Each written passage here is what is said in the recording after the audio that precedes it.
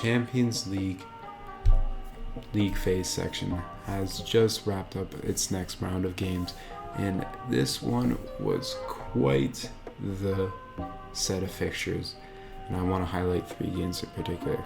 Obviously, Olympiacos versus Barcelona 6-1, decent game, but as not making the cut. First, let's talk about PSV versus the defending champions of Serie A, Napoli. And to be blunt, this one was not close at all. 6-2 for PSV, and they were absolutely drumming Napoli, and it was quite a tough set of fixture for the Serie A side. They weren't even close. They were destroyed on the XG side. They were destroyed on ball possession relative. They got a decent amount of shots, but not on target. And this one was a big one for PSV. They are obviously one of those teams, still a very solid team, but they aren't on that quality of Napoli or any of those big teams coming from the top 5 leagues. They could give you a chance, or they could give you a decent game, but I personally wasn't thinking this would be the finishing score for Napoli. And it's a tough one. Big win for the PSV though, and maybe we can see them being one of the dark horses of this season, or of the season's Champions League, maybe going on a deep knockout run just like Ajax did in 2019. But who knows? Next, let's highlight the big one. PSG absolutely drummed Bayer Leverkusen 7-2, even worse than PSV did it to Napoli, and this one was tough to watch. PSG shows why they're the defending champions, and they just show that they are a step above Bayer Leverkusen when it comes to Champions League football. Obviously, they have the better players. Bayer Leverkusen is obviously, they obviously were rummaged through the past couple seasons since their Bundesliga title 2 years ago, but still, 7-2, that's a bad one. Didn't go too well. They lost their captain in the 31st minute due to elbowing, so a straight red card off the pitch pretty quickly. They already missed a penalty, which could have been crucial. They would have been up 2-1 going into the 41st minute, but Desiree Doué and Ousmane Dembele did what they do best and kept the Parisians pretty out of reach for the German side. And honestly, who knows what will come from this? It was for Bayer, like, even on the XG side, they weren't that outperformed. It's just they did not play well.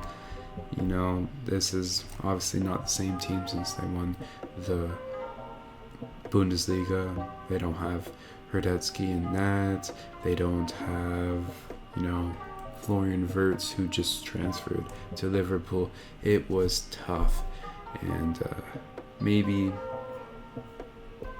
they'll do better in their next fixture. I mean, it is a tough team to play. Obviously, PSG's the defending champs, but still a big loss for Bayer. And finally, let's highlight, this one was just kind of funny to me. Arsenal versus Atletico Madrid. Not that big of a win for the team in comparison to those other score lines. It was only 4-0, but still, this one was pretty funny just because of what came after the game. Atletico Madrid was quite pissed at Arsenal because they weren't able to take a shower after obviously a tough defeat in the Champions League, because there's no hot water for them to take a shower with. But that one was just a little funny to me. This one, again, not too close. Gabriel opened the scoring in the 57th minute, so it was nothing too too crazy going on in that first half, but the second half is when Arsenal really opened up the floodgates. And then it was Martinelli, and then Gyökeres scored 2 goals in 3 minutes, and really showed that, you know, he is quite the quality striker. And from there the game was pretty much over for Atletico Madrid, who may be a little bit washed, but I'll keep that to myself. Anyways, that was a pretty tough loss. Let's just highlight a little bit of the other fixtures that did go on. We're not going to go too much in detail with them. As I mentioned earlier, Olympiacos did get a big loss against Barcelona 6-1. And then there was Manchester City. They picked up a quality win over Villarreal 2-0. The Battle of the Minnows, Almaty and Paphos, they did go 0-0, but Paphos was a man down for quite a little bit. Newcastle gets a big win over Benfica, another quality Portuguese side. So, you know, that's a pretty decent win. FC Copenhagen nearly lost to Dortmund, so Mukoko did get to go against his former side. And then obviously the Arsenal win. Galatasaray continues their strong Champions League. Obviously they beat Liverpool just a few weeks ago. They beat Bodo Glimt 3-1, and then Bilbao was able to get a big, or not big win, they were able to get the win that most people were expecting for them against Karabakh from Azerbaijan. Next round of fixtures start November 4th, and it's going to be, you know, some big matchups. You know, Manchester City should get an easy points. The real big one right here, November 4th, Liverpool versus Real Madrid.